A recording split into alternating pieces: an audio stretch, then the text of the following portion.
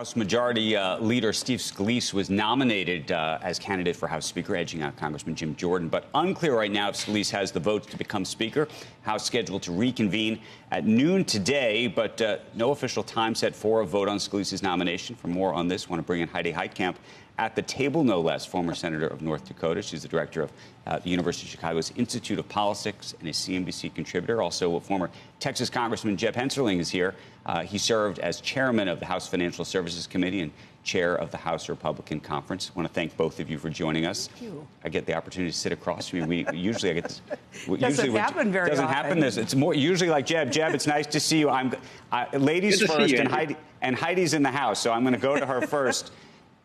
Do you think that Steve Scalise can do this job? And I say that because of the health issues that he has. And do you think the Democrats are going to support this? I think Steve Scalise can do the job. I think, everybody, I think he's always wanted to be Speaker. This is his chance. I thought that he would see more support. I think there's about 20 holdouts. We're going to see how good of a leader he is, because the last thing the House Republican Conference can handle, I think, is another January debacle where you have vote after vote after vote. And every time this happens, when the Republicans are trying to persuade the American people, we're the party to lead you, and they can't even lead themselves, it's just not a good look for the Republican conference. So we'll see what Steve's made of. We'll see what happens. As a cancer survivor and somebody who ran a campaign when I had cancer, we always don't put people in the, need to go home and take care of yourself box if they don't want to be in that box. We've got to respect his opinion. Jeb, speak, though, to what Heidi just said about, if he doesn't get the votes, or will they not bring this to the floor unless they know? Is that your thought is they're not going to bring this to the floor unless it's absolutely locked? Is that the concept? Yeah, Andrew, I think that is the plan. There was enough national embarrassment last time on 15 ballots, something I'd never seen before. It's also a testament. This is a very hard job to get and apparently a very hard job to keep. So there wasn't a whole lot of doubt in a two-person race for a number of reasons that Steve was probably going to win that race. And I agree with everything I think that I heard Heidi say. And listen, I'm not a doctor. I'm particularly not Steve Scalise's doctor. I know a number of members did have some concern about this. But I think largely those concerns were worked through. I think now there's about a dozen holdouts. And if you look closely, a lot of these members didn't quite paint themselves into a corner, Andrew.